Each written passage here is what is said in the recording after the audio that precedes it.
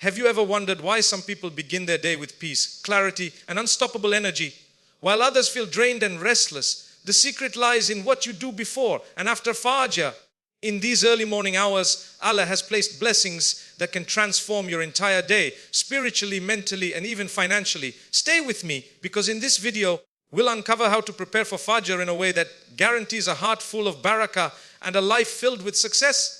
The time between 3 a.m. and 5 a.m. often falls into what the Prophet A described as the last third of the night. This period is one of the most spiritually powerful times in a Muslim's day and carries a status unlike any other. In fact, it is a time when the gates of mercy are flung open, sins are forgiven, and hearts can find a closeness to Allah that is difficult to achieve at other hours. The Prophet A told us in an authentic hadith, our Lord descends every night to the lowest heaven when the last third of the night remains, and He says, who is calling upon me so that I may answer him? Who is asking of me so that I may give him? Who is seeking my forgiveness so that I may forgive him? Sahih al-Bukhari, Sahih Muslim. This narration shows the incredible honor given to this time. Allah Himself invites His servants to ask and be forgiven. Imagine the Creator of the universe calling out to you personally at this hour. The opportunity is too great to ignore. Why is this time so special? Part of the wisdom is in the silence and calmness of the night. The world is asleep, distractions are gone, and the heart feels more humble and sincere.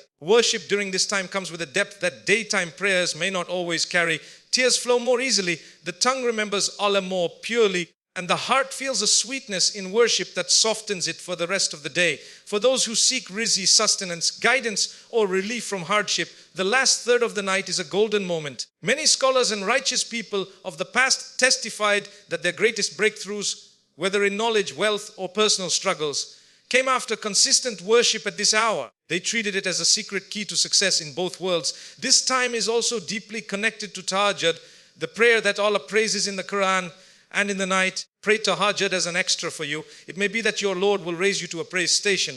The Surah Al-Isra 1779, the praise station mentioned here, refers to honor and closeness to Allah, something reserved for those who dedicate themselves to Him when the rest of the world sleeps. In addition to prayer, the last third of the night is an ideal time for dua. Whether you ask for forgiveness, sustenance, health, or guidance, this is the time when duas carry a special weight.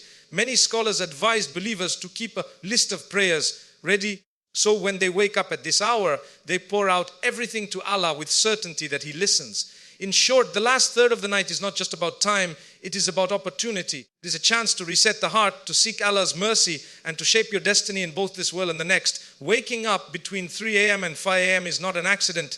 It is an invitation from Allah. Responding to that call can transform your life in ways beyond imagination.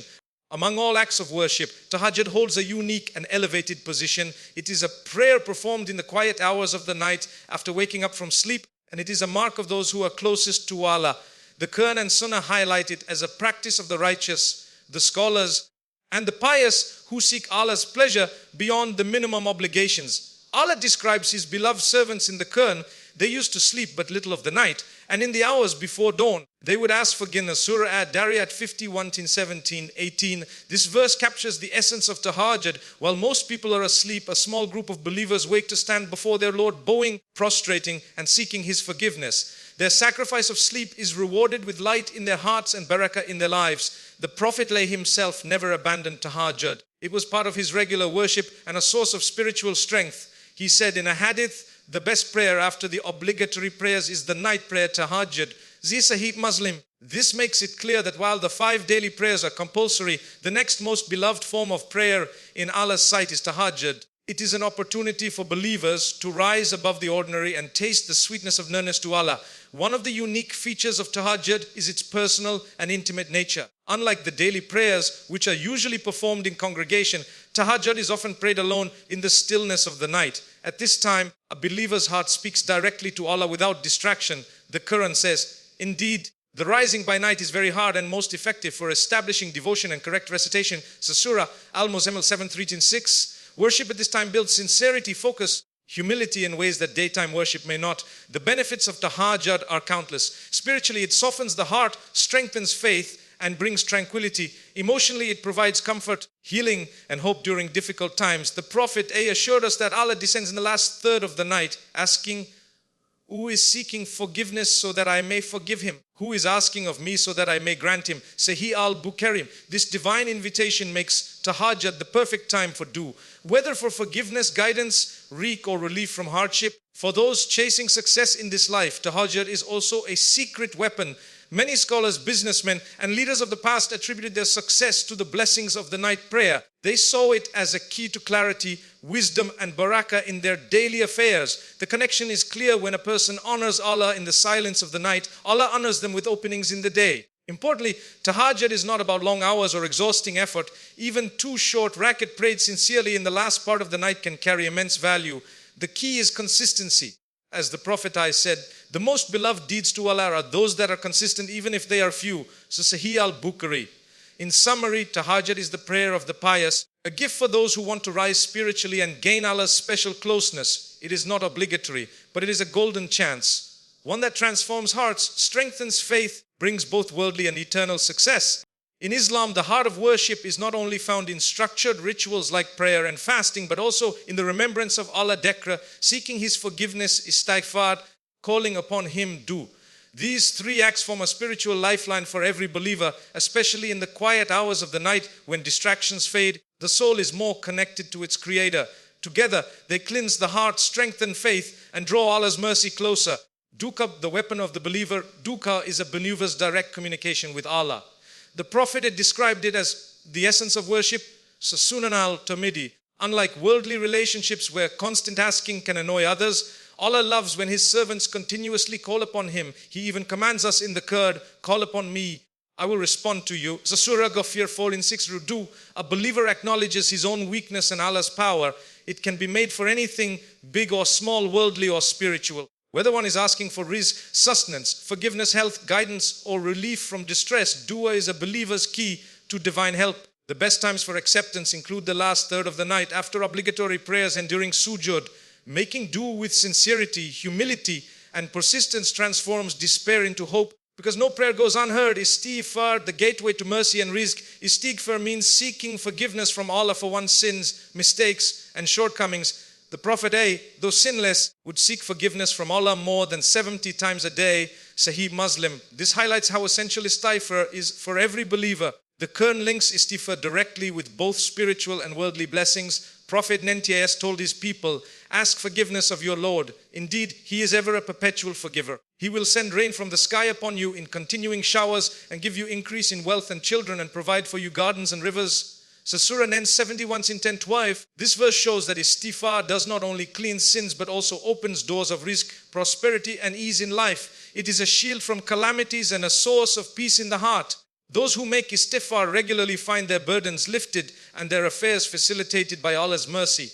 Dhikr, food for the soul. Dhikr, the remembrance of Allah, the constant heartbeat of a believer's life. It includes phrases like Sabinal's glory be to Allah, Al-Amdulil's all praise is for Allah, Allahu Akbar's Allah is the greatest, and Allah, there is no deity except Allah. The Quran describes Dhikr as the path to true inner peace. Verily, in the remembrance of Allah do hearts find rest. So Surah Ar, Ride 13:2-8. Dhikr keeps the heart alive, protects it from heedlessness, and builds a constant bond with Allah. Can be done silently or aloud while sitting, walking, or lying down. The Prophet mentioned that those who remember Allah are like the living, while those who forget Him are like the dead. Sahih al-Bukhari. The power of combining the 3 when do istighfar, Dhikr come together, especially in the last third of the night. The believer experiences a powerful spiritual awakening. At that time, Allah descends to the lowest heaven, asking, who is seeking forgiveness so that I may forgive him? Who is asking of me so that I may grant him? This is Sahih al-Bukhari. This is the golden moment to raise hands in dua, repeat istighfar, and engage in dhikr with a heart full of humility. In essence, these acts are not just rituals, they are medicine for the soul, solutions for problems, and bridges to Allah's love. By making them a daily habit, a Muslim's life gains barakah, clarity, and peace. The time between 3 a.m. and 5 a.m., when many are still asleep, holds tremendous spiritual power in Islam. It is not just a time for tahajjud and personal supplication, but also a golden window to prepare for Fajr prayer, which marks the official start of the believer's day. How one spends these moments can determine whether the day ahead is filled with barakah blessings or wasted in heedlessness. Preparing spiritually for Fajr sets the tone for productivity, inner peace, closeness to Allah, purification and water's ablution. The first step in preparing for Fajr is physical and spiritual purification. Performing wad before prayer not only cleanses the body but also purifies the soul. The Prophet, he said, when a Muslim performs wud and washes his face, every sin which he committed with his eyes will be washed away until he comes out pure from sin.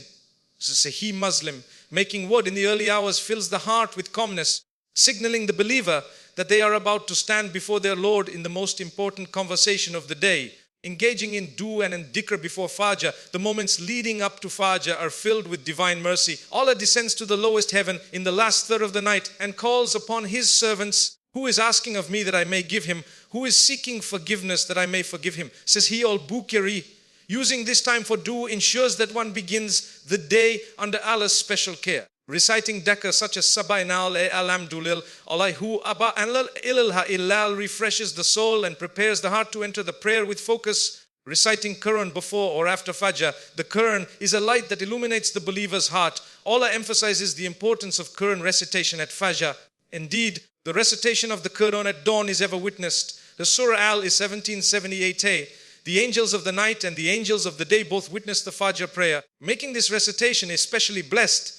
Even a few verses read with reflection can set the mind and spirit in the right direction for the day ahead. Fajr prayer is the foundation of the day. The Prophet said, whoever prays the Fajr prayer, he is under the protection of Allah for the whole day. The Sahih Muslim. This protection is both spiritual and worldly. Fajr prayer shields a person from laziness, despair and distractions. It brings a sense of discipline that carries through work, family life, and worship for the rest of the day. Those who establish Fajr on time experience clarity, focus, and a heart filled with Barakah. Starting the day with purpose after Fajr, instead of returning to sleep immediately, believers are encouraged to remain in dhikr, or useful activity.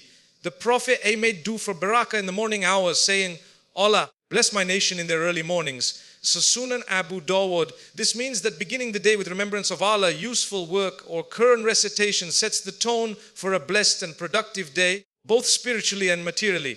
Preparing spiritually for Fajr is more than just waking up for prayer. It is about aligning the heart, mind and soul with the remembrance of Allah. Through what? Quran recitation and establishing Fajr in congregation. If possible, a believer secures protection, blessings and productivity for the entire day. This preparation turns ordinary mornings into extraordinary beginnings, filling every step of the day with divine light and guidance.